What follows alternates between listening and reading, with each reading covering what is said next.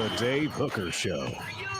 A presentation of Off the Hook Sports. Objective insight, expertise, top guests.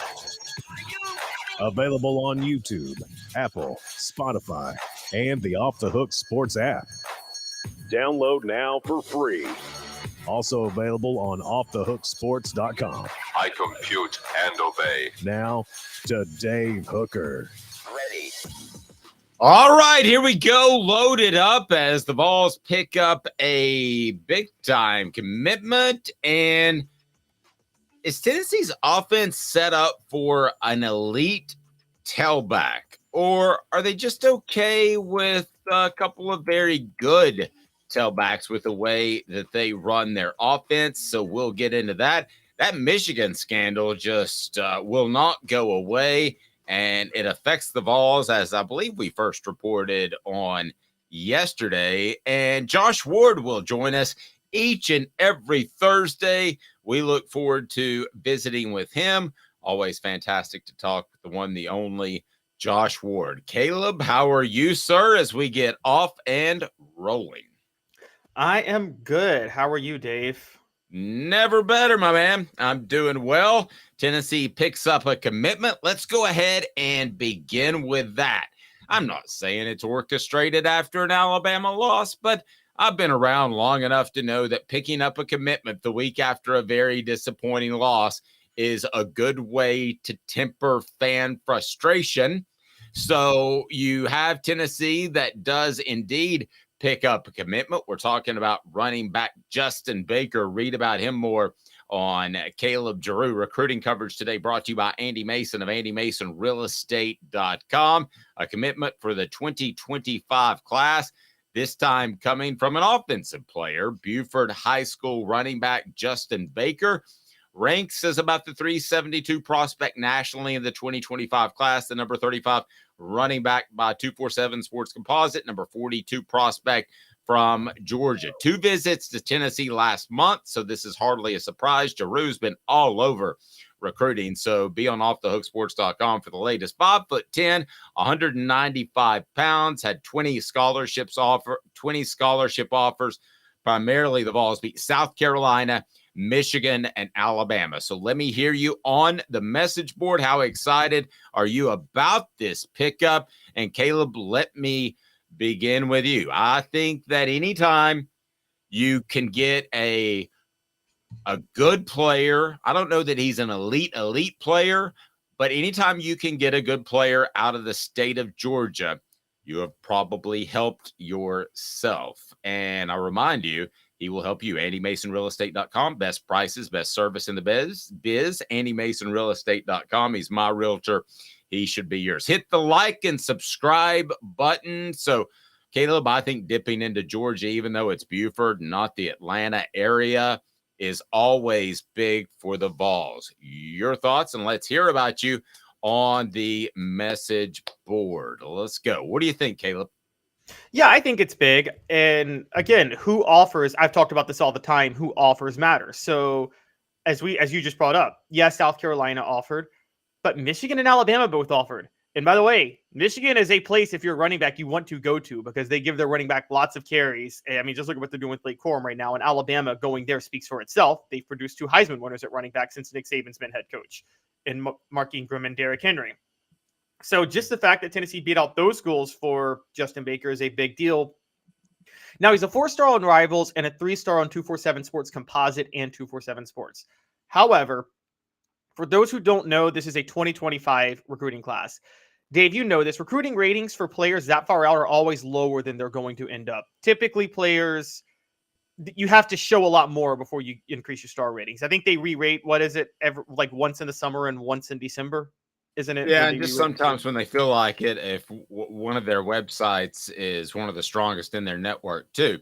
So where do the Vols stand in 2025? I know they're 11 in the 2024 class, but where do the Vols stand in 2025? What do they got rolling right now? Yeah, they're number 15 in 2025, but again, they have 3 commitments. I don't really look at rankings 2 years out until after the signing day from the really, you can't pay attention to rankings until April before until the April before. So if you're looking at a 2025 class, you shouldn't start paying attention to rankings until April of 2024, if we're being honest. I agree with that, but who are the other cats in that class that we're talking about? The other ones are 2 cornerbacks, which, as we know, Tennessee needs a lot of help there. One is Shamar Arnaud, also from Georgia, Josh Dobbs High School, Josh Dobbs hometown, Alpharetta, and actually 2 players from Alpharetta. Dylan Lewis, the other one. Those are both Milton High School cornerbacks out of Alpharetta, Georgia, who have both committed to Tennessee. And then obviously Justin Baker out of Buford. So Alpharetta is the Atlanta area, but it's not in Atlanta, as we know. And so we see where Josh Heupel is targeting right now. He's trying to build depth at cornerback, and he's also trying to make sure he's got a collection of running backs. As we know, Peyton Lewis committed to Tennessee's 2024 class. Dylan Sampson will be on the roster at least through 2024, and I think this team loves to have 3 running backs at any given point. So Travis says we have 3 elite running backs right now.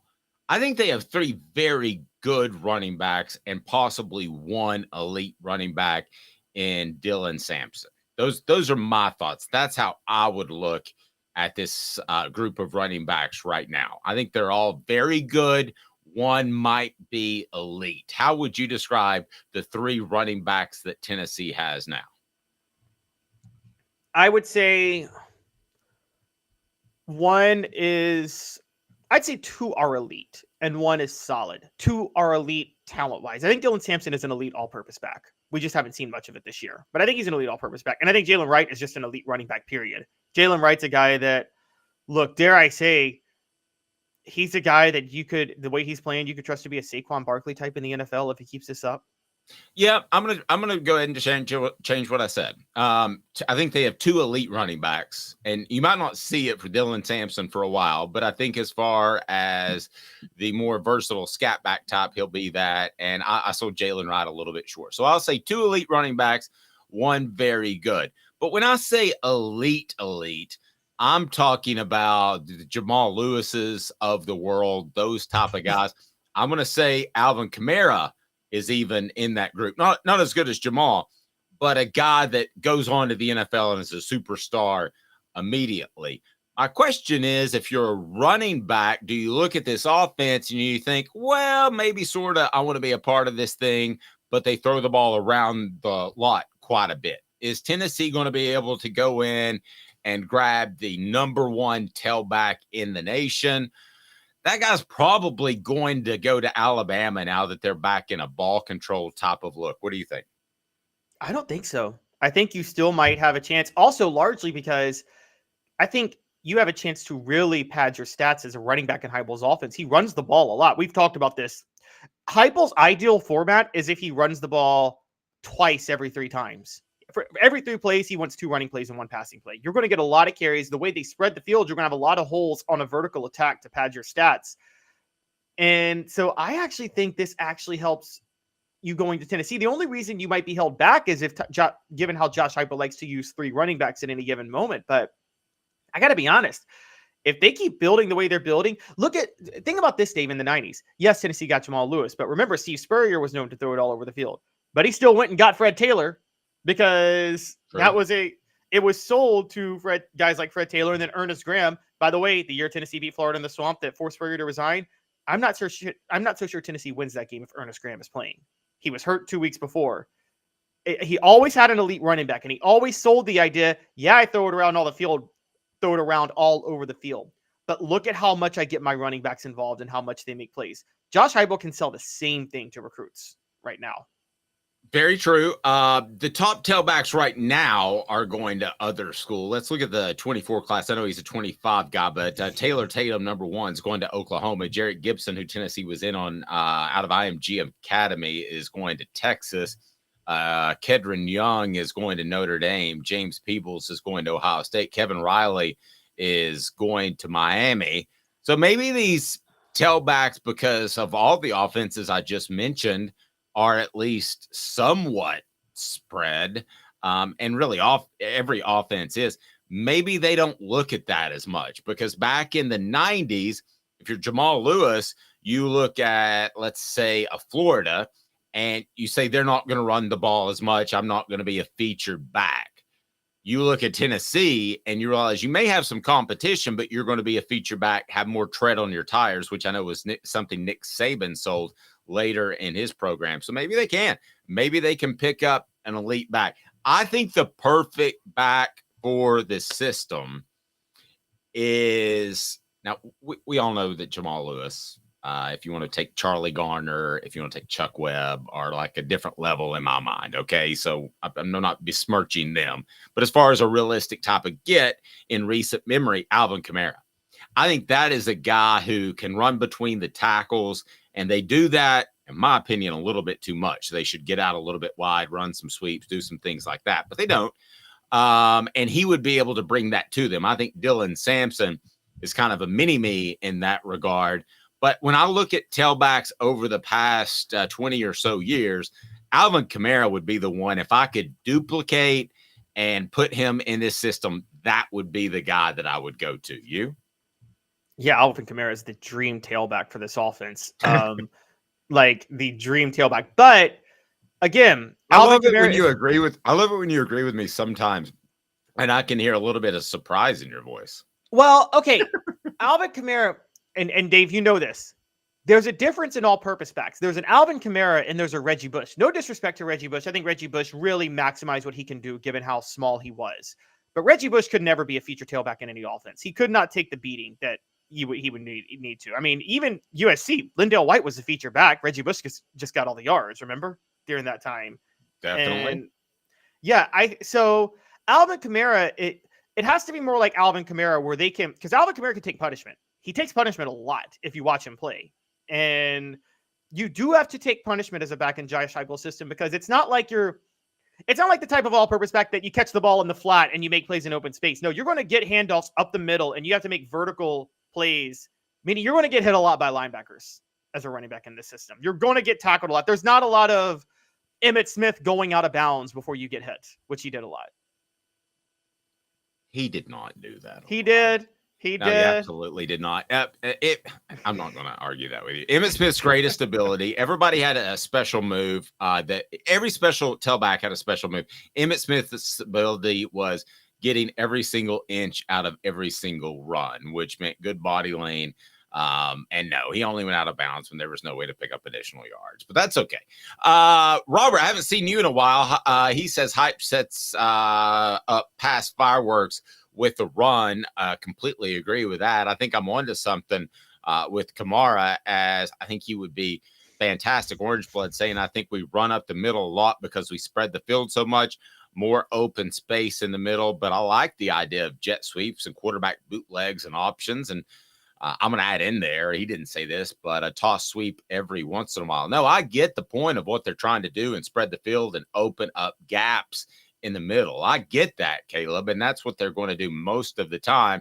I will just say, as inventive as I think that Josh Heupel's offense has been in the passing game, they could do a little bit more in terms of the running game, whether it's jet sweeps to D. Williams, which Jimmy Himes continues to bring up each and every Wednesday, or it's a little more toss sweeps, and really what they're doing now with the screen game are extended runs, so you can count that as well. But I think they could be more inventive in the pass in the run. And you're gonna it's very rare you're gonna find me criticize Josh Heupel's offense as an approach, as a philosophy, but I believe they could do more of that.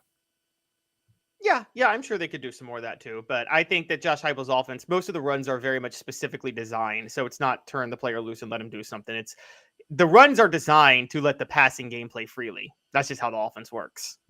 Look at my guy, Travis, mentioning Arian Foster's first move was the goal line fumble. The only player that has called me on the radio and challenged me to a fight was Arian Foster. So I passed because I didn't think that was going to be a good idea for Dave.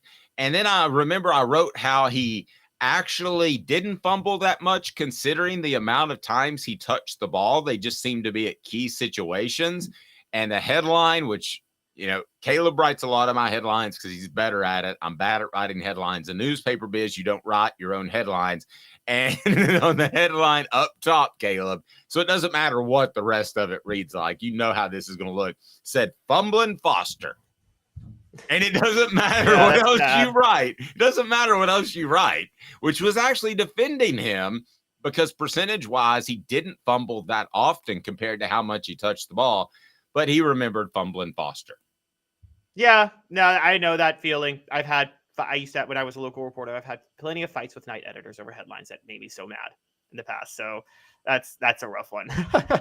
All right, here we go. We got this Michigan, South Carolina conspiracy. The theory looks even truer. I believe it was broke by Caleb Calhoun, and we discussed it yesterday. So give me, for those that maybe didn't hear the program yesterday, give me a 15-second background in terms of what the Wolverines were doing to try to win a national championship. Speaking of winning a national championship, you can order the 1998 book, Celebrate 98, The Untold Stories of Tennessee's 1998 National Championship, and I'll get it right to you. Makes great Christmas presents as well, so go ahead and plan ahead because this is the time when it gets tough to get books in, so I can get them to you. We've got Fred White autographed books as well, so we want you to order those. So Michigan's trying to win a national championship like Tennessee did in 1998. And in doing so, they're breaking an incredibly dumb rule that you can't go scout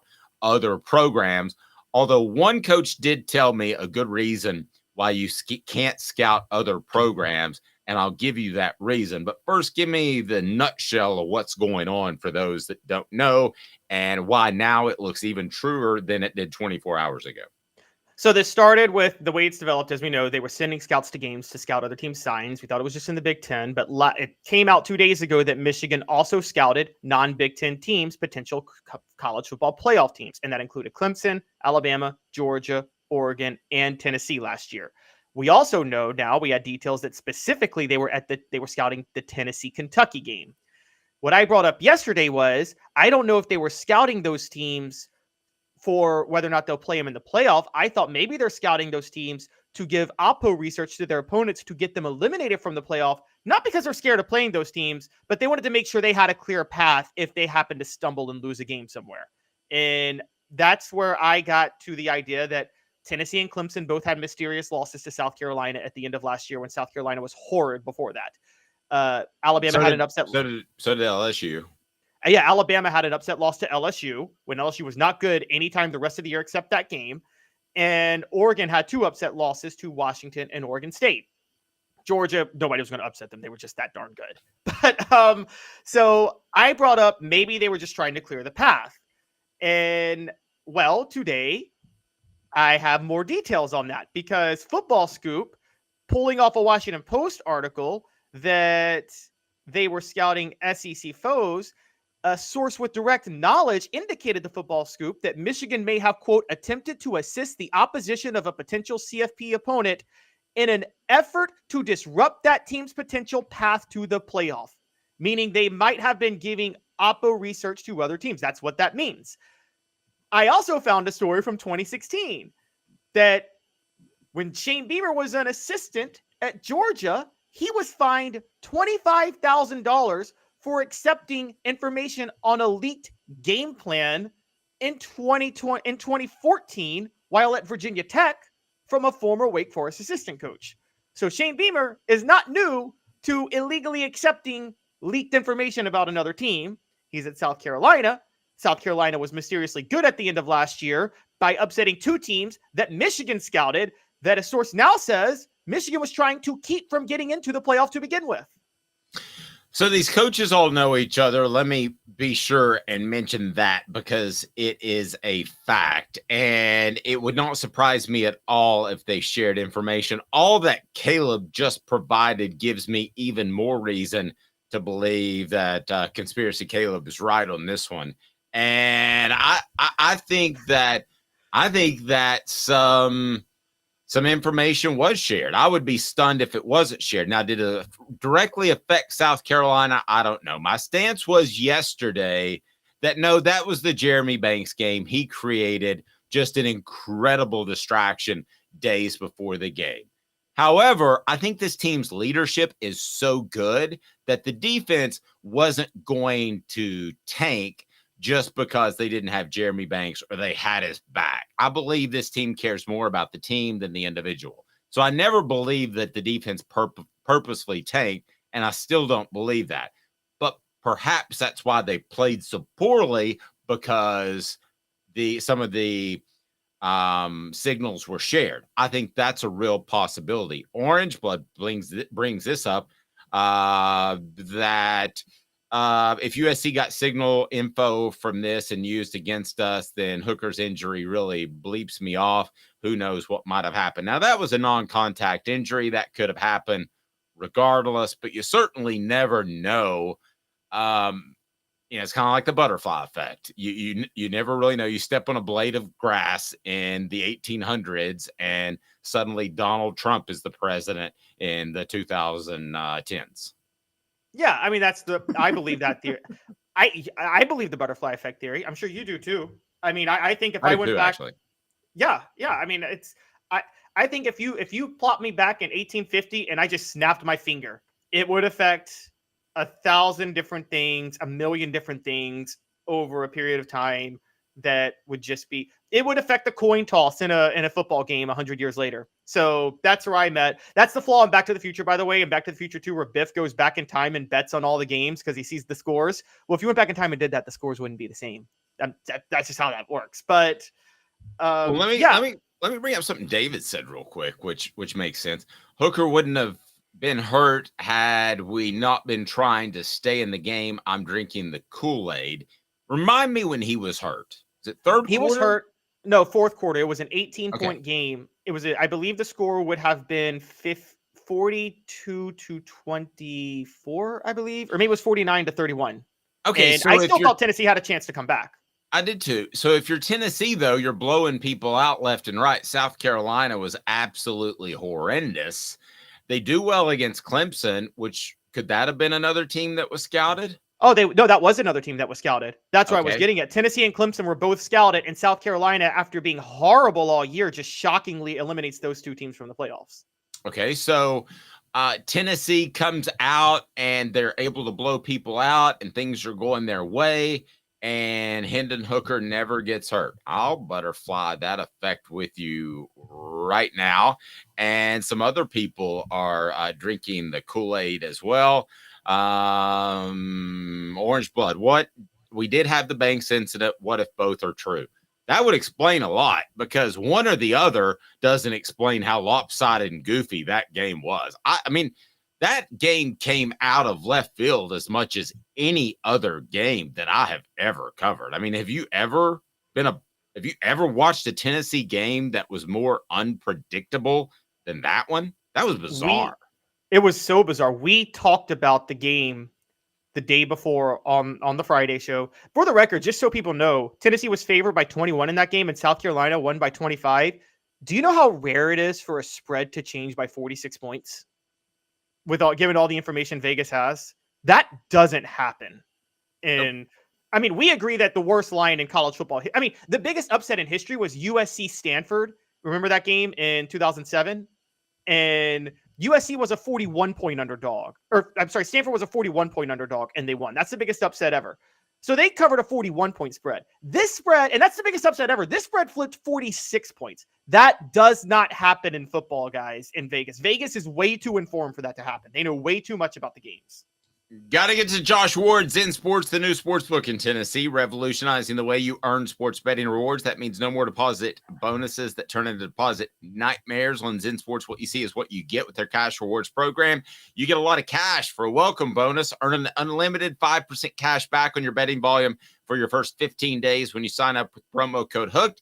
That's HOOKED. Unlimited 5% cash back. Keep betting, keep earning with up to 3% cash back on your betting volume every month after that. Refer friends to earn a percentage of their betting volume as cash rewards too. Zen Sports bringing the cash back to Tennessee. So if you bet big on sports, you want to be betting on Zen Sports. Zen Sports betting just got better. Gambling problem? Call 1-800-889-9789. Must be 21 and over and in Tennessee to bet. And exactly 2 minutes. We'll visit with Josh Ward, and look at me. No contacts, no glasses. Why?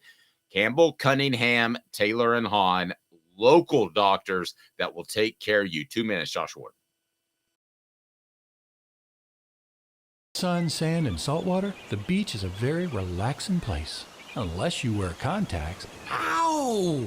Open your eyes to the best the beach has to offer with LASIK vision correction from Campbell Cunningham Laser Center.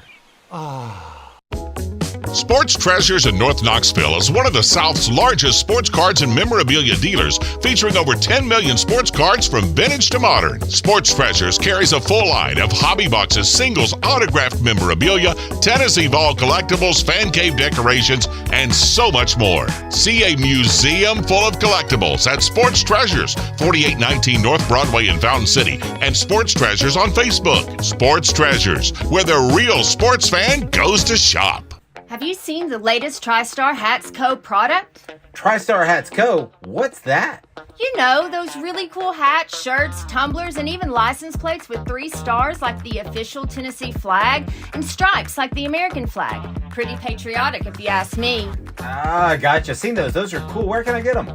Simple. TriStarHatsCo.com. And if you order now, there's 10% on any order $50 or more. Plus, use the promo code HOOKED. With the promo code HOOKED, you get 10% off. That's hooked. And don't forget free shipping with any order over $50. Stock up at TriStarHatsCo.com. That's TriStarHatsCo.com. There are plenty of wannabes out there, so make sure you go to TriStarHatsCo.com for the best quality and customer service. Will do, and I'll be sure to use the promo code HOOKED. That's hooked when I do, to save an additional 10% off. TriStarHatsCo.com. TriStar Hats Co. is a trademark of TriStar Hats Co. LLC. Any use without express written consent is prohibited. A college football tradition like no other. Yes, sirree, boys and girls. Or a guy that just won't leave. Wow, that is sad. The Dave Hooker Show. YouTube, Apple, Spotify, and the free Off the Hook Sports app. A presentation of Off the Hook Sports. Back to Dave Hooker. All right, let's welcome Josh Ward into here, as we always like to do. So Josh joins us each and every Thursday. Josh, hope you're doing well. How are you, sir? Good to see you guys. Good. We're having a little bit of problem with your audio. Do you think you sound like you're distant or afar? What about if I turn the mic on? Does that make it better? That does help. That does help. I had my window open, so maybe I heard you. Maybe Josh needs some of those Billy Napier details when he gets the show going. Sorry. That's right. Hey, Josh, what do you think? What do you think about this whole scouting thing with Michigan? Could it have affected Tennessee? It's one of those conspiracy theories. At first, I'm like, and then after a couple of days, I wonder. Well, my initial reaction was, hey, that's a big compliment. Jim Harbaugh viewed Tennessee as a potential playoff team. Let's go check him out. Not Jim Harbaugh. He's not connected to this at all. But somebody way down in the football program might have thought that. My initial thought to the idea of a conspiracy, they sent stuff to South Carolina so they could be prepared for Tennessee, was no way. I still don't know, obviously, so I have to put at least a maybe on it because I don't know. Nobody knows. None of us know. And my guess is that did not happen. My guess is that Tennessee played so poorly because they didn't have Banks out there. They weren't dialed in. South Carolina took advantage, and then it got away from Tennessee by the end. And they had the injury to Hendon Hooker, and it was just an awful night all around. So my guess is that Tennessee played awful. South Carolina played its best game of the season and took advantage of Tennessee. But do I know? No, I don't know. I love having Josh on because he talks to a lot of fans. He's in the community. He's out there. He's been named the best Knoxvillian in the history of man. So we want to go ahead and get to today's tough question. And it's brought to you by our friends at Herald Group Security Solutions. Today's tough question. Take a side. Take a stand. The Dave Hooker Show a presentation of offthehooksports.com. All right, Josh, do you think the tide has turned on Joe Milton? And I say that after being in the community like you, and I just get a bunch of people who it seems like that they're done with it after 2 losses and probably not playing for a championship. And even though Joe Milton, arguably played his best game considering the opponent versus Alabama, especially in the first half, it just seems like people are frustrated. So has the tide turned on Joe Milton, and can he get it back? Josh's appearance brought to you by Rick Terry Jewelry Design. They want to be your jeweler. Looking for affordable game day jewelry? How about the Fire Opals, a Tennessee tradition? RickTerryJewelry.com. So from the people you talk to, the callers you take, has the tide turned on Joe Milton? So you're asking, has it turned too negative for him at this point? Yes, because he's coming off his best game as Tennessee's quarterback. I know that's the irony. Yeah. But it still wasn't a great game. And I just get the feeling that people have had enough. I mean, within just the course of a couple of days through Tuesday, I had 5 people come up to me and like, I'm done. Gaston Moore, for goodness sake. Anybody else? Yeah, we've gotten some Gaston Moore messages to the show, and I don't know what's going on when that happens. I honestly, it's bizarre to me. I think with Milton, to your question there, yes, a lot of people are done. A lot of people want to see Nico. Some do want to see Gaston Moore, and again, I don't get it. I don't know what's happening with that one. But a lot of people want to see Nico, and I think there are multiple reasons. One, they've given up hope in Joe playing at a super high level, that the Heisman Milton level play is just not going to happen, and that's kind of the expectation for some unknown reason. And then they want to see Nico, this 5-star guy that has all kinds of talent, but he's a guy that Tennessee's coaches have not actually shown any kind of confidence in, that he would be ready to go out there and play at a high level. But I don't think it's because of this past week. I think people were I think a lot of people who are done with Milton now were done going into last week. They were done a few weeks ago. Right or wrong, I think that's the case. Now, the funny thing is if I told you, hey, Tennessee's going to be 5-2 at this point before the season began, I don't know anybody that would have said, what? Why? Why would we be 5-2?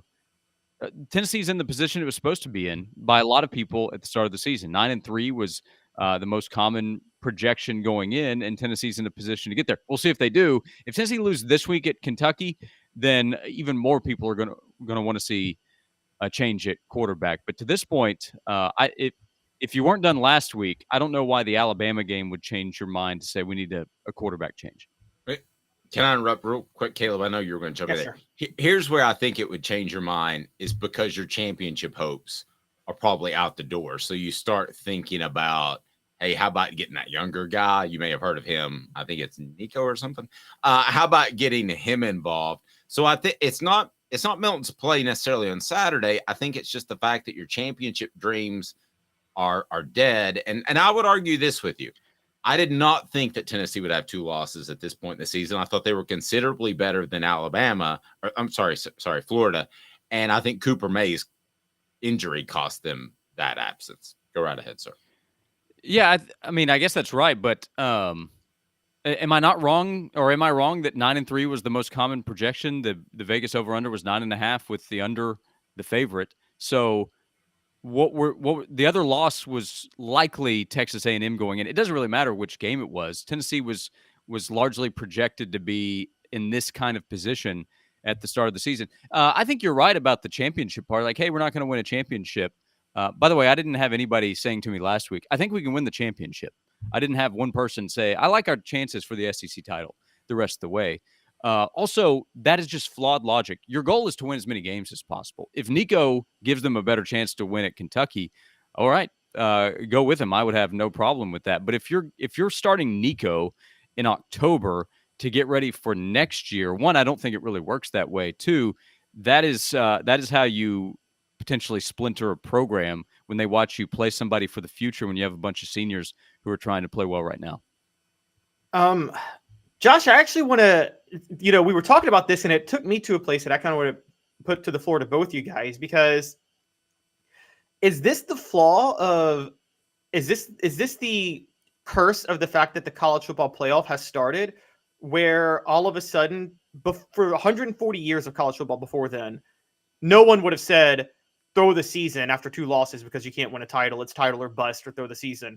But now, like I'm with you, and I've seen this on the message boards a lot too. Because of Alabama, a lot of Tennessee fans are saying, "Well, there's no way we can win a title now, so just throw the season and get Nico in." And it's like, is this a new thing where fans don't see any difference between 9 wins and 6 wins? And is that the result of the expanded college football playoff, where everybody just thinks championship or bust now? Well, it's definitely not everybody, but it's enough people for us to talk about it. That to me is the difference, because you know who's going to see a big difference in 9 wins and 6 or 7 wins? Everybody. You go 7-5, not one person's going to be happy. You go 9-3, a lot of people are going to be happy. You go 9-3 with Nico, well then sure, people would be excited because you have that momentum that can be carried over. It becomes the narrative, just like Joe starting and winning the Orange Bowl created this narrative that, hey, he's all the way fixed. He's going to go compete for a title this year and might have a chance to win the Heisman based off one game, the Orange Bowl. And if Nico were to have some kind of success and the team were to win with him, then that would boost the narrative. It also wouldn't actually mean anything for what they would be able to do next season. But yes, the playoff has affected a lot of the conversation, because if you're going 8-4 or 9-3, it's a yawner to a lot of people when it shouldn't be that way. Tennessee was a potential championship contender. It was not a championship favorite. If Tennessee goes 9-3, it's close to where people thought. Now, if Tennessee does worse, again, if Tennessee loses this week, or if Tennessee loses 2 games in November and finishes 8-4, surely not 7-5, then people will be disappointed. People will be upset by that. Not everybody, but you add multiple losses to the record now, that'll leave a lot of people disappointed with the rest of the season. I agree with that, but let me ask you why you think the Gaston Moore thing is so absolutely crazy. Because here's what Jimmy Himes talked about. Okay, I know. Let me ask you. Because here's what Jimmy Himes said on the program yesterday. He said that he had been told that Nico was not ready. Here's what I've been told about Nico, that if he had to go out there and play, he would be ready. But that may mean a limited offense, okay? So if he's not ready, I'm just laying this scenario out there. I'm not advocating Gaston Moore, okay? But let me lay this scenario out there. He's not quite ready. Joe Milton struggles. Would you not ever even consider it? No, that's absurd. You don't take a senior starter on a team that's winning. To this point, they're 5-2, they're ranked. And even if he's struggling in the middle of the game, say, you know what, we're going to bench the senior starter instead of letting him figure things out. Because, by the way, if he's struggling, his other teammates are probably struggling in some way as well. We've just seen it over and over and over again. But say, hey, we're going to pull the senior starter who has done enough to help us get to this point, and we're going to put in a walk-on quarterback who's never played a meaningful snap in an SEC game. No, it's a ridiculous idea. No, I guess I'm rolling it back to the beginning of the season. I mean, I didn't think that Joe Milton was going to be an efficient quarterback from the get. I guess I was rolling it back to the beginning of the season. I thought there should have been an open. Pardon me? They should have considered it earlier? I think they should have considered something besides Joe earlier, for sure. Like Gaston Moore, the walk-on quarterback who's never played? You think they should have considered putting – I'm not even saying no to doing it. I'm saying no to the idea. Like if a coach broached that in a meeting and said, hey, I know we've got this guy that's uber talented and we've invested in, and his teammates are supporting him. But what if we get the walk-on and we jump over the 5-star super talented freshman and we put the walk-on player? And like maybe he's Stetson Bennett, but nobody's ever told me anything close to Gaston Moore being Stetson Bennett. So do I think, and when would they have done this? I don't, no, they should not have considered Gaston Moore. No, I just think at the bottom, at the end of the day, there is a glass ceiling with Joe Milton. It was not. I never thought. Well, I mean, I think that's the case across most of college football. Like, look around the country. This is partly a Hendon problem. Hendon was so special that that's kind of what people hoped Joe could be, and he wasn't going to be that. I thought going in, Joe, with his physical talent, had a lot of potential, but realistically was going to be kind of a middle-of-the-pack quarterback in the SEC. And I think he's middle to bottom. He's better with the running aspect. That's probably what they needed more of from him, because I think him running the football is really effective in this offense. I know he had the knee issue and rib issue earlier, and that probably affected him in some ways. But like I need to hear something about Gaston Moore to say, yeah, you consider that guy on a team that was ranked high with big aspirations, that you're going to pull the plug on a senior who has the backing of his teammates for a walk-on quarterback who I've never heard any reason to believe that he would go out and win big games in the SEC. Because if you bench a senior and you go to a walk-on player and you lose, good luck. Coming back from I that. understand what you're saying, but let me ask you this. Would Gaston Moore did Tennessee still be, would they still have 2 losses? I'm not telling you I believe this. I'm just telling you what comes up in conversation. With who? Repeatedly. With people I talk to that recognize me and say, hey, I just want to bring this up. Would Tennessee have the 11th rated best quarterback in the SEC, which Joe Milton is, and would they have 2 losses at this point if they had started Gaston Moore? Not that they should have, but would Gaston Moore have done better, worse, or the same? Well, I've never really seen him play, so I guess I need that qualifier. That applies to Nico as well, besides snaps that don't matter. And me as well. My guess, would the record be the same? I mean, maybe, but would the play be worse? Yeah, for sure. There's the potential for that. This kind of reminds me of the Jarrett Garantano stuff, and those were scholarship backups. But people were like, "Well, we'll play somebody else." And at one point, it's like, "Okay, you want to play Brian Maurer? Play Brian Maurer." And then he went out there and played, and you know what we found out? He was worse than Jarrett Garantano. And then JT Shrout played. It's like, oh well, let's give Shrout a chance. He was well thought of at Elite 11. He has a good arm. It's like, yeah, he does. Put him out there, see how it goes. And it went very poorly. He was worse than Jarrett Garantano. So now we're talking about Joe Milton, who's going to be drafted into the NFL, and the idea of benching him for a walk-on quarterback? No. And you like Joe Milton a lot more than I do. I mean, I don't know if he's going to be drafted in the NFL. I got to drop this. He'll be drafted. I got to drop this in there real quick, too. This is funny we're talking about this because any other era, and if it's not Josh Heupel's offense, if we're talking about a quarterback completing 63% of his passes with 12 touchdowns and 4 interceptions, which is Joe Milton's stat line, I mean, like, what are we doing? What are we talking about? Gaston Moore? Are you guys serious? Dave, no, I'm not serious. Like, no, I'm not serious. I'm saying this is crazy. This is the craziest thing I've heard. I'll tell you exactly what. Nico, I'll tell you exactly. Gaston Moore at the start of the season. I'll tell you exactly what I'm serious about. I'm not saying they should have played Gaston Moore. I'm saying they should have had an open quarterback competition with Nico. My question is, would they be any worse off had they played Gaston Moore? They would not be better off. So I will say that with great confidence. Would they be worse off? I think the play would have been worse. Yes. Potentially record-wise, they could be worse for sure. And I say that because I don't think they've won 5 games because of quarterback play. Excuse me. But the thing I worry about is you make this kind of move and the locker room doesn't have confidence in its quarterback. Is the defense playing at the same level that we've seen? Is special teams making those plays? They might have lost the Texas A&M game for sure with Gaston Moore instead of Joe Milton. I say that knowing that he only threw for 100 yards against Texas A&M. But I say that because I don't know the defense is. What that does to a locker room when Joe's the guy and they've seen him put in the work. And by the way, at the time they didn't expect him to have the issues that he's had. If you say, yeah, you know what, let's just go with the walk-on instead. If you bring that up, if they hear that you're thinking about that, that would be a big problem. No, my point is that he would have done every bit as good. From what I've seen from Joe Milton, he would have done every bit as good. And no, I wouldn't have played him. I would have considered Nico. And maybe Joe Milton still wins that battle.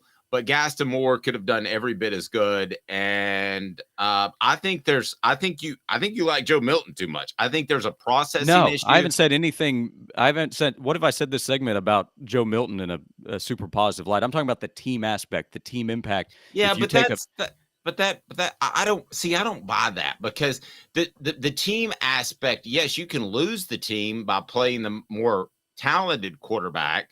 as they did with Eric Ainge over Rick Clausen. So you can lose the team either way. How many of these teammates, they love Joe, but they're like, I can tell you one person within the program told me they were more stunned that Joe Milton played well against Clemson than vice versa, that was the aberration, not what we've seen this year, that they were stunned he played so well against Clemson. Okay, well, tell me what you've heard about Gaston Moore then. I haven't heard anything about Gaston Moore. That's my point.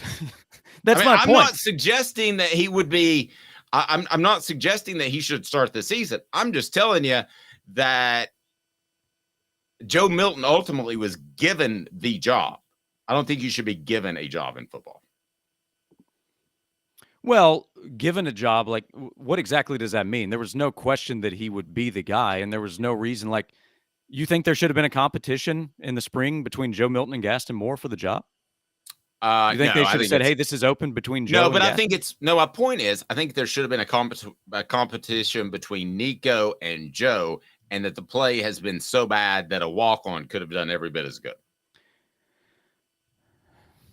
Well, I mean, like that there's nothing to prove one way or the other on that. So would Tennessee's record be worse? Maybe, maybe not. I don't know. But I can say with the utmost confidence that it would have been a horrible idea for them 2 months ago to say, you know what, let's take a look at Gaston Moore. Let's give him some first-team reps. Joe, go stand over there. Gaston's going to take a shot at this in practice. Would have been a terrible idea. Well, Tennessee being in the same spot is my only point. Yes, they would have lost a lot of people. I mean, they would have lost a lot of teammates. Yeah, they wouldn't be better. They would not be better off. And you know how this place is. Dave, you've been around Knoxville for a long time. You've been around Tennessee football for a long time. If Tennessee went to a walk-on quarterback, let's say they were 5-2, and we didn't see Joe be able to play through the season, people would have been saying, well, could we be better? Like you were just talking about championship hopes at the start of the segment. So people had those hopes. People thought that earlier in the season. So if you went to Gaston Moore, no way. That I hear more and more, which I don't think illustrates that Gaston Moore is great. I think it illustrates, which was the original question, that the tide is completely turned against Joe, and he would have to have a Jonathan Crompton-like renaissance in the second half of this season to get that back and be remembered fondly as Crompton was. And I don't think that Milton can get it back, which was the other question I was going to ask you, but we got to move on because I think this is Joe Milton's game to shine. I think is make or break for Joe Milton. Why? Because as good as Alabama was against the run, Kentucky is even better. You can read about that on offthehooksports.com. Not a lot, but by 2/100ths of a yard per rush. And Kentucky is going to sell out to stop the run, which Alabama obviously pointed out as the way to handle Tennessee last week. And their pass defense is pretty horrible. So it gets us to 4 downs. 4 downs brought to you by our friends at Herald Group Security Solutions. I'll tell you more. 4 downs now. 4 downs. 4 questions. 4 answers. The Dave Hooker Show. 4 downs. A presentation of offthehooksports.com. All right, 4 downs brought to you by Herald Group Security Solutions, leadership, experience, specialization, addressing problems through unique mission-specific mitigation techniques, also making your children safer one school at a time. Guys, we hear about school tragedies all the time, and I believe there may have been another one. You need to reach out to your school administrators and push them to reach out to Herald Group Security Solutions for very, very, very well-trained security personnel that oftentimes are in the armed services and will make schools safer. We're working with private schools now, but we're working to get that with public schools as well. So here we go. Cooper Mays, what should people do? Cooper Mays here. Hit like and subscribe. All right. So I want to ask you both, and I'm just going to field the questions, and you guys can argue it out. I'll give you my input. First down. Coop here. First down. Pick one word to describe the Vols' identity on offense. Who wants to go first? Josh? Their identity? Yes. One word to describe it. Grinding.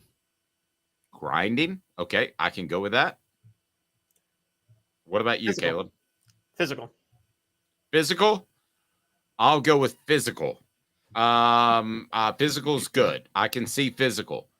I'll still go with unknown, which is to me pretty befuddling at this point in the season. I have a good idea what they do, but I think you're going to see teams play the run even more, and you're going to have an offense that is going to be searching for ways to move the ball in the passing game, and I don't know that they can. Second down, Coop. Cooper Mays here. Second down. Who are the Vols missed most this season?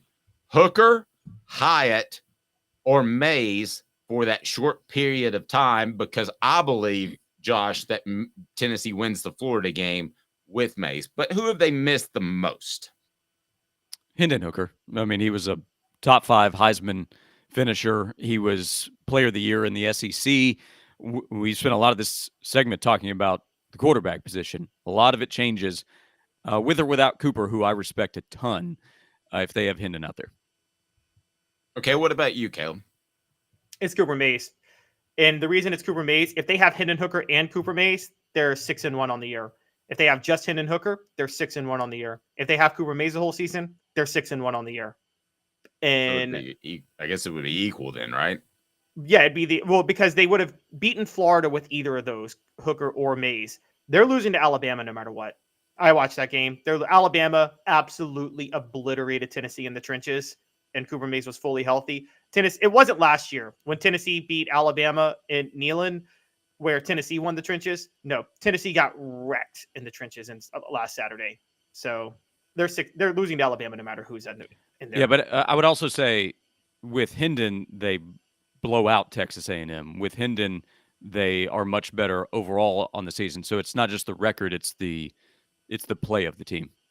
And I would also argue with Hendon that doesn't he probably handle some of the miscommunication on offense in Gainesville a little bit better than Joe Milton does. He probably doesn't need Mays as more. Oh, they beat Florida with Hendon Hooker. No, y'all misheard me on that. They do beat Florida. Oh no, but they also beat Florida if Cooper Mays is in the game. No, I think that's fair. All right, third down. Tennessee center Cooper Mays here. Third down. Can the Vols win 9 games with this passing game that we've seen? Yay or nay? Yes. Doesn't mean they will, but yes, they can. They're favored to do so. Okay, Caleb? Yeah. I mean, they're 5-2 at this point, and so I think they easily can. They can, but I think the long ball or lack thereof is going to hurt them even more as teams are going to play the run even more as Alabama did in the second half. The Vols have completed 10 passes of 30 yards or longer this season. That's 1.4 per game. They did roughly double that last year per game. All right, fourth down, Coop. It's a possession down. All SEC center Cooper Mays here. Fourth down. Joe Milton will face a Kentucky passing defense is horrible, a Kentucky defense that is good, so they'll try to take that away. So I'm putting the over-under at 274.5 yards passing. Josh, do you take the over or the under? Well, I'll take the under. Okay. Yeah. I'll easily take the under. I don't even think Hendon Hooker averaged 274.5 yards per game. After everything you've said about Joe this segment, you put the over-under at 274.5? No, against Kentucky. Right. Yeah. If he can't throw against 275 yards against Kentucky, then they have no, Dave, what's horrible. No, because what's going to happen if Joe Milton throws for over 275 yards, it's actually a problem because what that means is Tennessee got down and was trying to come back. No, I disagree. I think that Kentucky is going to sell out to stop the run, and I think it's going to be really difficult to run the football, and he's going to have to make plays.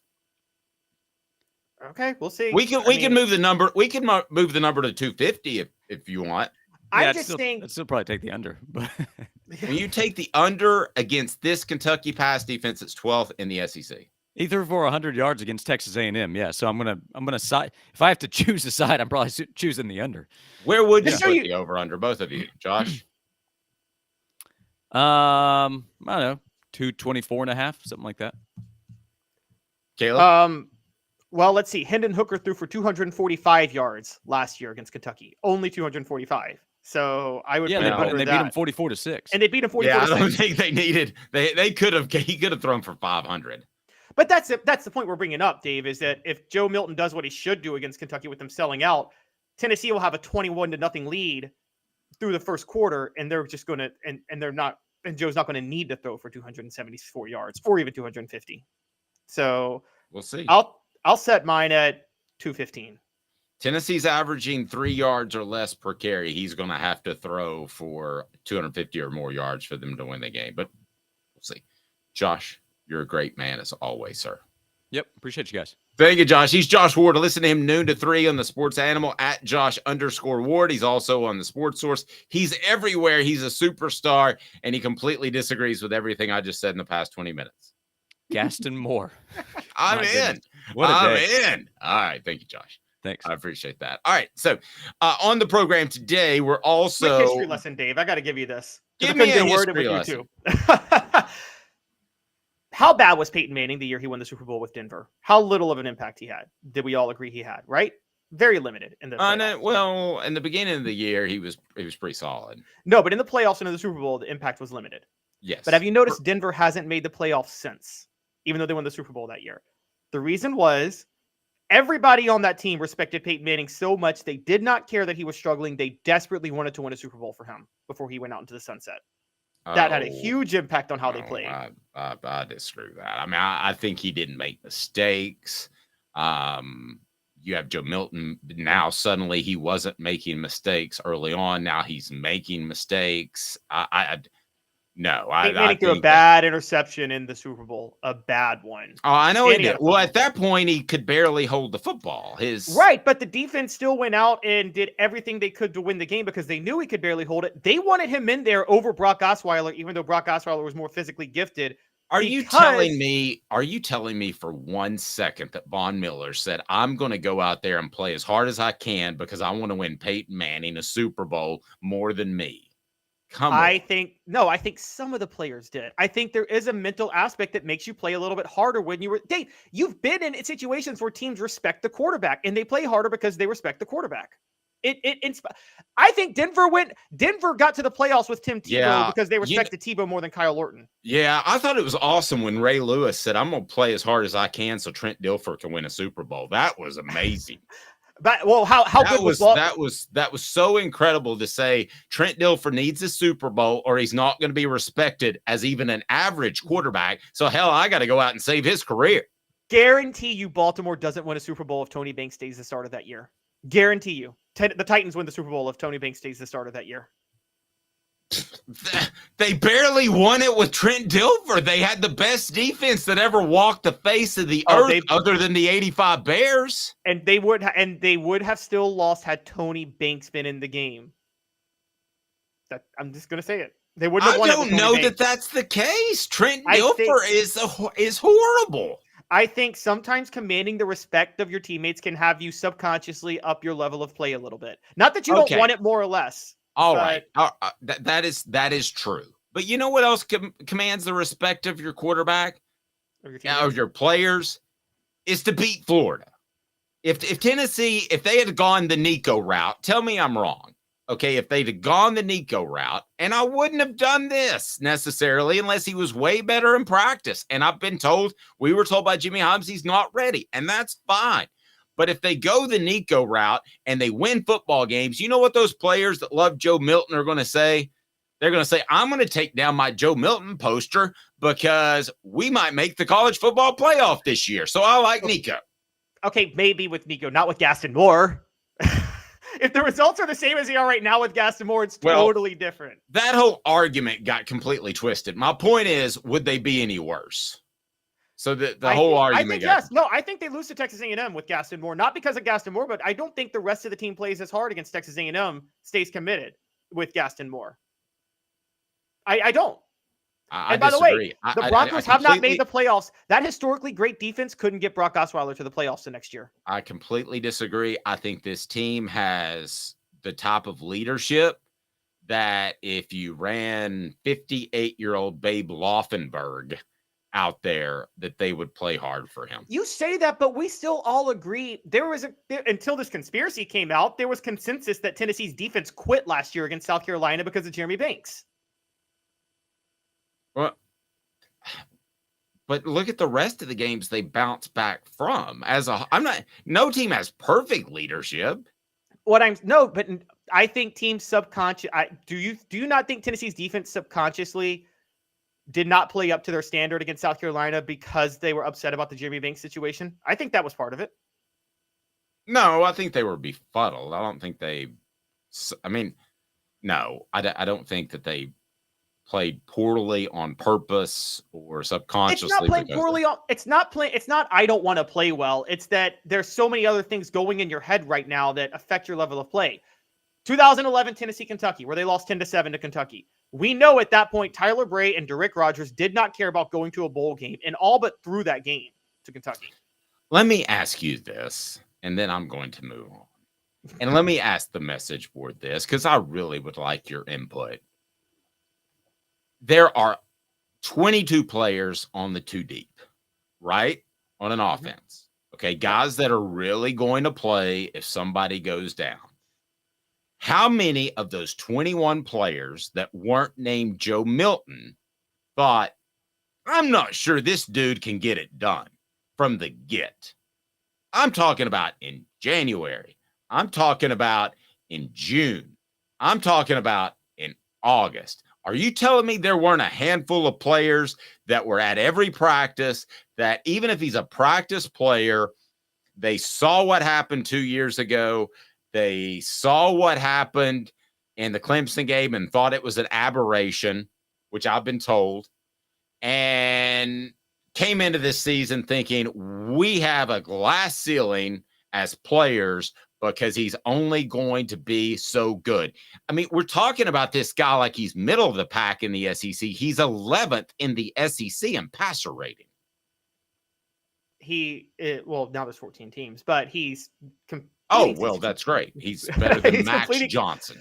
He's completing 62.8% of his passes, to be fair. But okay, I think a lot of people felt that way. And you're the one who told me that you think that in many ways Josh Heupel lost the team at first by starting Joe Milton over Hendon Hooker when everybody on the team wanted Hendon Hooker to start in 2021. I think that part is clear. And I reported that at the time that it was obvious that Josh Heupel picked Joe Milton, didn't even have a fair competition in 2021. And to me, that's still the worst thing Josh Heupel did. And I'm holding it against him to this day because he did not give Hendon Hooker a fair competition. And Hendon Hooker should have started. Even though he had a great college career, he should take that as personal as Michael Jordan takes getting cut from his basketball team. Hendon Hooker should never give Josh Heupel a call again because of that. I'm just going to say that. But I will say that I think that Joe Milton did command the respect back from his teammates afterwards. Hey, just recently they had a Nico signed helmet that was pretty cool at Sports Treasures, carrying over 5 million Sports Treasures. All I ask that you do is go to facebook.com and follow Sports Treasures because they'll send out sports memorabilia updates, and they are super cool. Braves as well. They recently had a big event with Andrew Jones. So Sports Treasures, over 5 million Sports Treasures. Just follow them in Facebook. Follow them on Facebook, sportstreasurestn.com. Also want to remind you, Tennessee Cider Company, the original cider of the Smokies. Use the promo code HAT. That's HAT to receive some free swag with your cider order. Available most anywhere in the United States of America. Support our sponsors. That is why we are here. Some conference realignment news. Should college football conferences even exist anymore? No, and they're not going to for long.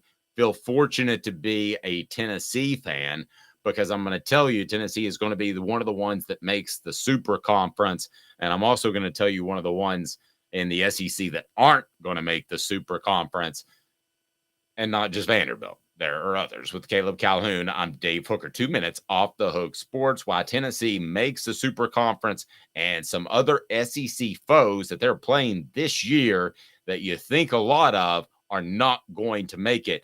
And if they go to 38 or 42 teams, 2 minutes. Got cataracts? We can fix that. Never miss another moment. With a little help from Doctors Campbell, Cunningham, Taylor, and Hahn at cctis.com. Hi, I'm Rick Terry, and we at Rick Terry Jewelry Designs pride ourselves in the highest quality craftsmanship from a family-owned business here in Knoxville for over 35 years. At Rick Terry Jewelry Designs, we also take pride in being an affordable option for all your game day accessories, especially those fire opals. At Rick Terry Jewelry Designs, we want to be your jeweler every day and especially on game day. Go Vols! Hi, Mike Davis here with City Heating and Air, reminding you to always dare to compare. Our team provides quality local heating and air service, installation, and maintenance across East Tennessee. We use only the best equipment like American Standard heating and air conditioning for your residential, new construction, or commercial needs. Honesty, dependability, and customer satisfaction have been the cornerstones of our business since 1961. City Heat and Air. Dare to compare. These mountains hold and defend a spirit far better than moonshine. A drink that holds flavor, that becomes necessity. A hard cider made and relished by folk who are as hearty as they are legend. A refreshment that can only be found in one place. With a taste that makes you say, give me 3 bottles of the good stuff. Tennessee Cider Company, where necessity can be found. Welcome back. He is Caleb Calhoun. I'm Dave Hooker. Let's get it up and running. Coop, what should people do? Cooper Mays here. Hit like and subscribe. We certainly appreciate that. Off the Hook Sports is now. You're listening to the Dave Hooker Show, a presentation of offthehooksports.com. The internet is full of pictures of each and every one of you. Available on YouTube, Apple, Spotify, and the Off the Hook Sports app. Download now for free. Is there nothing you people can't do? Also available on offthehooksports.com. I'm absolutely so sick of this. Tennessee's players wouldn't play hard if Joe Milton wasn't a starter. I'm so sick of that. It just makes me want to throw up. I can tell you that I have been a part of an organization, and I'm sure you have, and I'm sure Josh has, that hired somebody we thought was a total doofus. And it didn't mean that I came in and dogged it every day.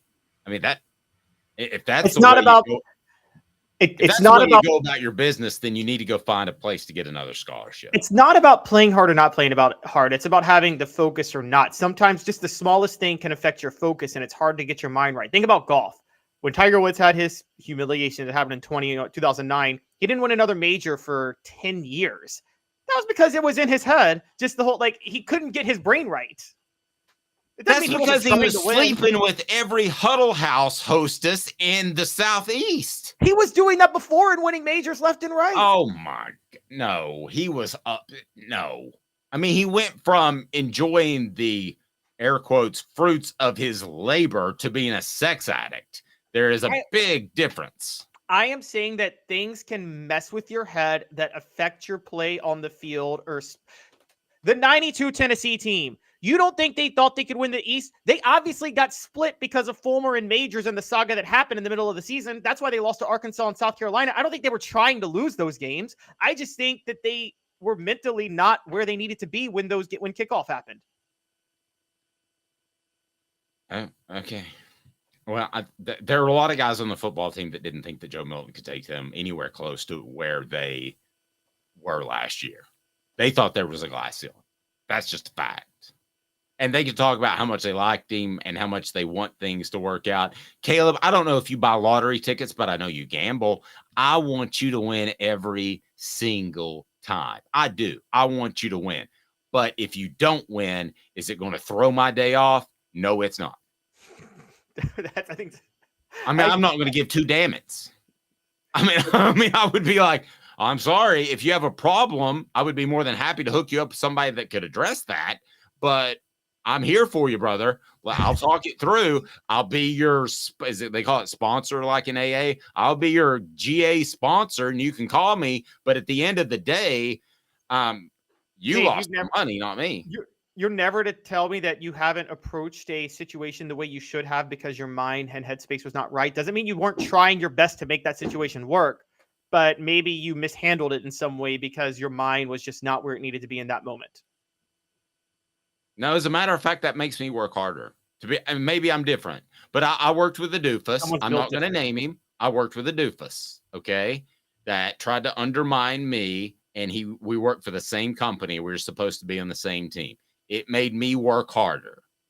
So maybe I'm different, but I did not go into it like, oh gosh, this guy's, ripping me and eroding the confidence that my sources may have in me. No, I didn't do any of that. It was the exact opposite. And if Josh Heupel went to this team and he's as close to this team as we all want to talk about, and he said, guys, I don't know that Joe Milton is ready. He can't hit the broadside of a barn. Nico's not ready. Here's the plan. A little bit of gas and more to start the season till Nico's ready. Then I don't think that anybody goes in saying, oh, we're up the creek. So you think team chemistry is totally made up? You don't think team chemistry is a thing at all? No. But I think they have great team chemistry regardless of one personnel decision. 04 NBA Finals when the Lakers lost to the Pistons. The Lakers were the better team. You know they lost that finals because Shaq and Kobe had some serious beef with each other. Okay, maybe. But, I mean, that was after the rape investigation. And then when Kobe diming out Shaq. Yeah, when Kobe said, well, Shaq just pays these girls off. I mean, that's a whole different level. I don't think Joe Milton has said, well, Gaston Moore just pays girls off in sexual issues. That's as different as you. Okay, let's get back on topic. All right. There's going to be a super conference eventually. I'm going to go ahead and tell you. And I don't know that we even need to pretend that it's going to be a factor, because it is. Tennessee is going to make the super conference. And at some point, it's going to be called the CSC, the college, or the CFC, whatever, College Football Super Conference.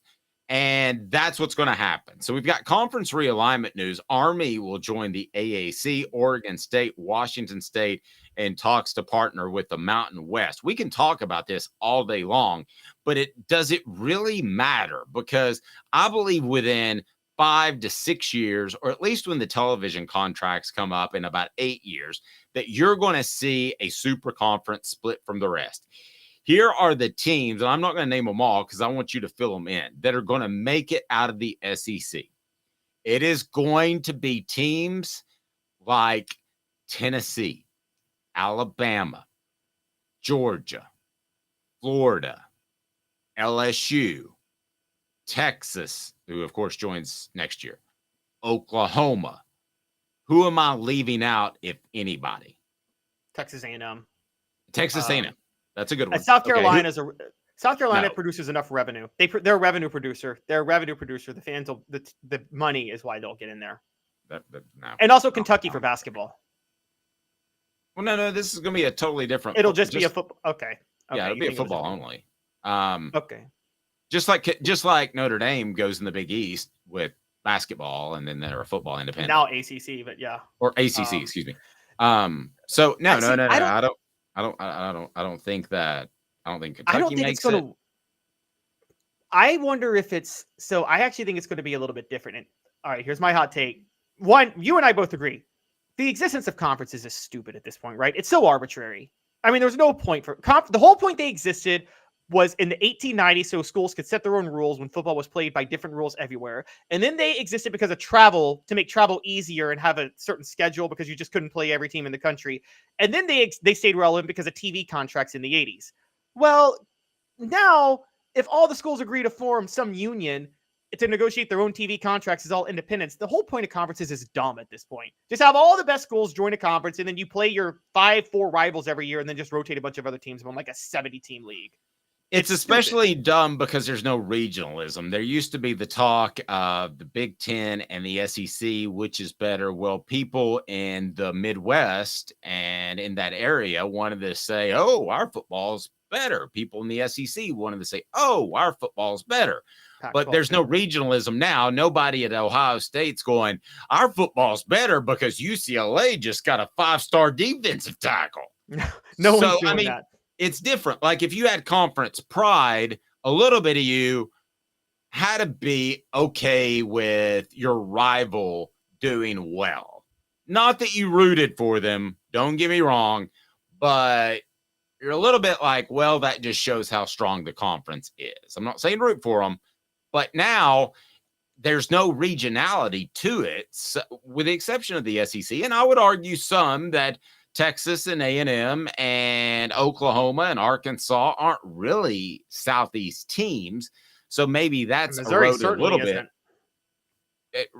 Yeah, hell yeah, Missouri's not. But I would certainly tell you without a question that it's gone in the Big Ten and it's going to be gone in the Big 12. I mean, the Big 12 is going to be all over the place too.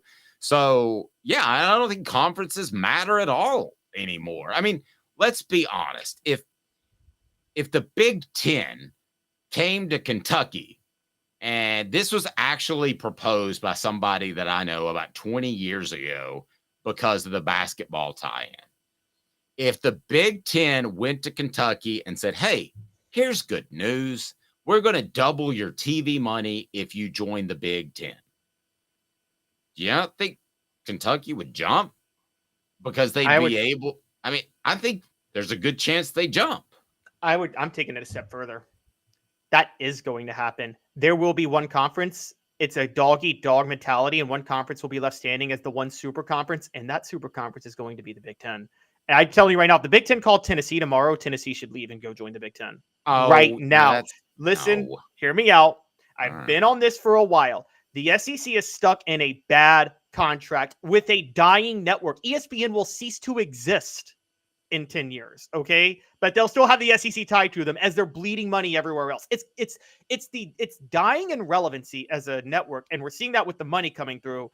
And Tennessee is stuck. I mean, the SEC is stuck, giving them the best deal of a lifetime, while the Big Ten is out there making $1 billion a year compared to the SEC's $300 million, and they'll be able to re-up it before the SEC's contract with ESPN is out. You guys can complain and have your SEC pride or Southern pride or whatever all day. I'm dealing with facts and money here, okay? Because that stuff's over. Regional pride is out the window, okay? The Big Ten won. They've already won. And so they're going to consolidate, and that's why you're right about the teams leaving the SEC. But you know who's safe? The bad conference teams in the Big Ten. So Northwestern is safe. Illinois is safe. These really bad programs that don't deserve to have it being a super team, Rutgers is safe. But Safe from what? They're not going to make a mega conference. They are, because the mega conference will be the Big Ten. And the Big Ten's not going to kick out anybody that's already in there. The Big Ten won. It's over. It is over. The Big Ten won this matchup over who's going to be the premier conference. They had a smarter business plan than Greg Sankey did. It's just that simple. And so the Big Ten is going to sit there and consolidate and gobble up the SEC teams. And the SEC teams are going to realize, man, the payout, I'm generating way more revenue than I'm getting in from the SEC compared to what the Big Ten schools are doing. If the Big Ten turns itself into the college super conference, all right, let's call it the CSC. Okay, if they turn themselves into the CSC, they're going to have to boot the Rutgers and the Northwesterns of the world if they want to bring in. I mean, you got to think about, this is above the Big Ten's level. I'm surprised that you think they're going to be able to call the shots on this, because somebody's going to have to call the shots higher up than commissioners of each individual conference. I don't know who that person is. Good Lord, it can't be Mark Emmert, because he's retired and he would take this Titanic into another iceberg, which he did with the NCAA. But it's going to have to be somebody above that. You know what it's going to have to be? It's going to have to be some Warren Buffett type guy, or is it T. Boone Pickens that Saudi says Arabia? Or Saudi Arabia. I mean, really, that makes this happen and says, I'm picking you and you and you and you and you. And the Big Ten's going to say, all right, I'm going to let you go, and I'm sorry, I can't take you. So like the Titanic, it's going to be women and children first. Actually, it's going to be men first, and the women and children get left behind, because it's going to be the Ohio States, the Michigans. It's going to be the Penn State. I mean, I could name you 40 teams that I think are locks to make a super conference right now. And I guarantee you that Northwestern, Vanderbilt, South Carolina, Mississippi State, Rutgers, Iowa State are not going to be in it. So both of the conferences are going to have to relinquish some of their teams to build a super conference, which will happen. As far as the SEC, the ones that I would be most afraid of if I'm those in particular schools would be Vanderbilt, would be Missouri, would be Mississippi State. Those would be the three that are on a different tier. After that, I would drop down a tier, and I would be concerned if I'm South Carolina, if I'm Ole Miss. But those top three teams, help me if I'm forgetting one, would be the ones that I would be like, no, you're up the creek. It ain't that. Well, yeah. You're playing Division II football now. Mississippi State's in bigger trouble than Vanderbilt because if the Big Ten does what I'm thinking and goes for the super conference, the Big Ten still takes into account TV markets, and we know about the national TV market with Vanderbilt. Although that doesn't matter if they're adding Tennessee, right? If you add Tennessee, you're getting the national TV market. So yeah. I mean, Nashville is number 2 behind Birmingham in college football television viewership, and it ain't because of Vanderbilt. No, it's not. That's true. So Travis says Arkansas before Ole Miss. To me, that's a coin flip. I can see it going either way. It could go either way. Both of them do bring in certain markets because Ole Miss does bring Memphis and Arkansas brings in Little Rock, which are like smaller size schools. Mississippi State brings in what? Nothing. And I guess you have to give Ole Miss a little bit of credit because they don't come across nearly as racist as they did just a couple of years ago. Still running out the rebel flag. Hemp House, the premier hemp dispensary online with a wide variety, great selection, and strict standards to ensure you only receive the best in CBD or Delta products. They've got the Big Orange Crunch. Check it out right here. Go to Hemp House Chat with 2 T's. Hemp House Chat with 2 T's. And we have some picks. It is Caleb Calhoun who is going to make you money. So how are we setting this up? We're going to start off with some picks that Caleb kind of likes, and then Caleb's Casino is going to take us to the picks that he really likes, the picks of the week. So let's run through these. In the initial stages, you've got A&M minus 14.5 over South Carolina. Good Lord, I wouldn't want to cover that game. I would not. I keep saying, by the way, just to get it out there, I was horrible last week, and I apologize. I was 5-12 overall, 1-2 on my bets of the week. I'm 85-78 on the year, though, and still 12-12 in picks of the week, which is losing money, but I'm gonna get it back this week. Don't worry. So, yeah, I got A&M. I keep saying the bottom's going to fall out of them, but they're coming off a bye. They're so much better than South Carolina, and South Carolina is just a bad team and a poorly coached team, and I think they are a sign-stealing moment away from Shane Beamer having been fired last year. Georgia 14.5 point favorites over Florida. I'm with you there. You've Georgia got the covers. under at 40. You got the other 47.5. I think Georgia covers that one. Auburn 6.5 favorites over Mississippi State. The over at 41.5. I love the over. I don't feel this is probably a game I would stay away from, but if I had to pick, I'd go with you at Auburn.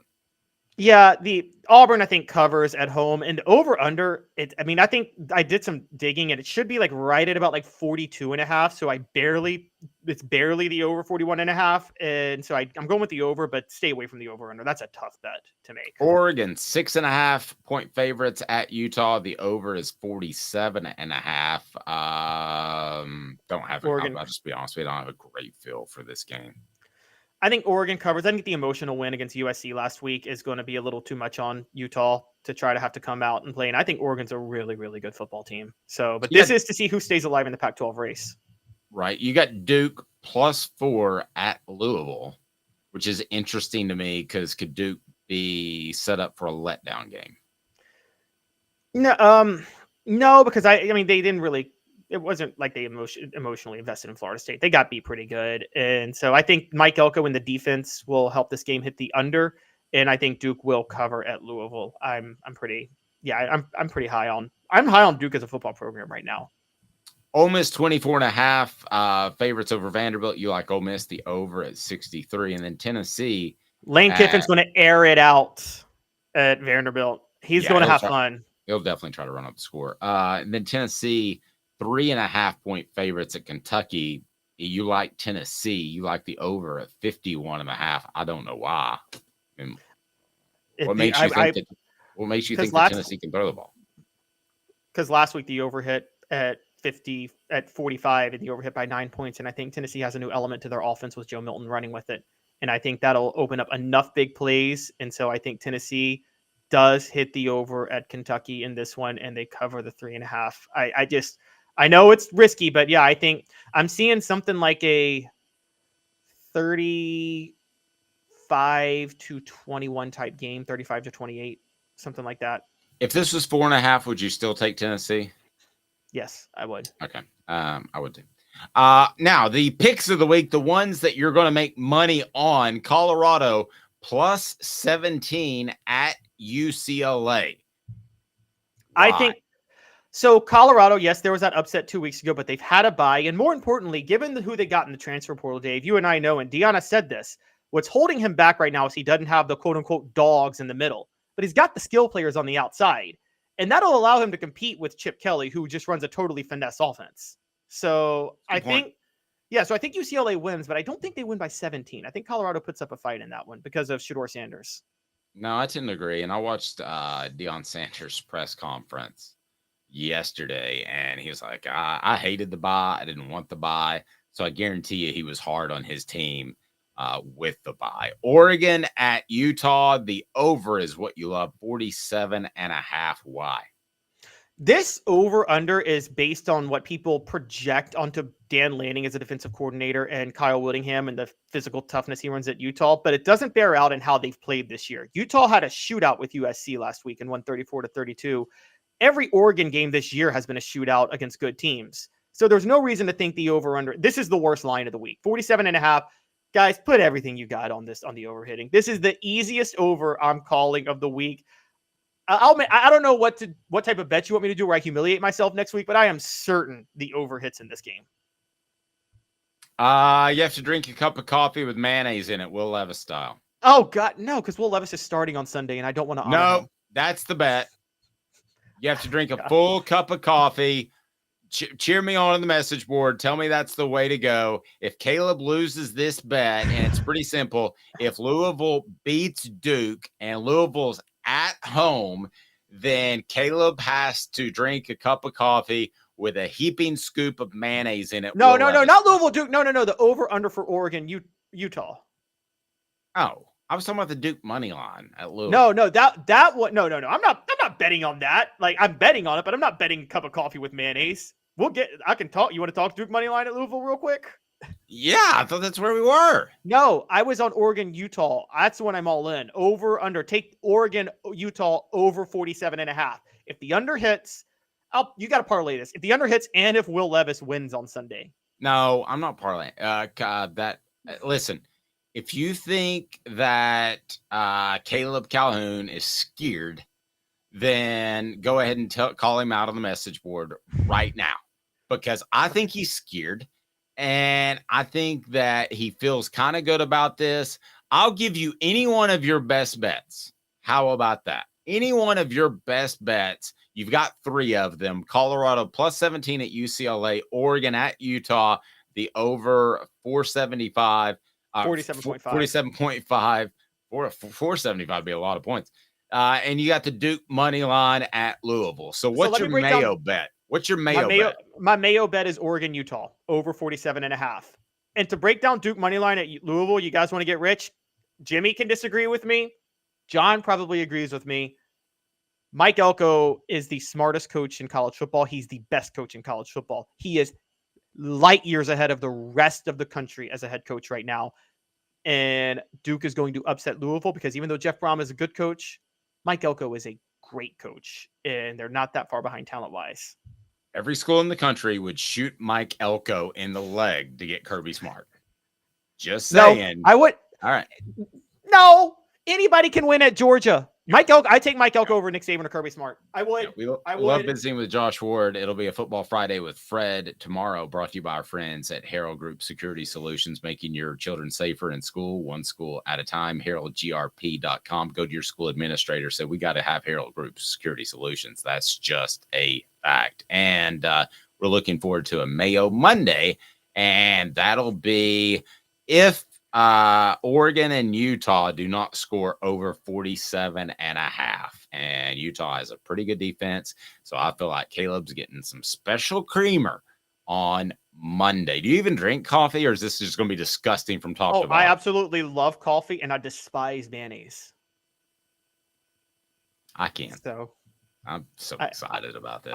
And we set up a bet where I didn't even have any retort. I don't even have to do anything stupid. He's Caleb Calhoun. I'm Dave Hooker with you weekdays at 10 a.m. You got to play that better next time. But I already got you for this one. I'm not worried because I know I'm going to win. I'm not trying to get you to risk anything. I don't need to.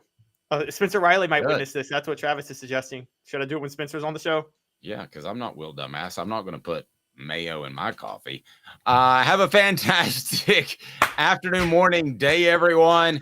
We appreciate you live each weekday at 10 a.m. We got Jamal Lewis coming up tonight. He is Caleb Calhoun. I'm Dave Hooker. This has been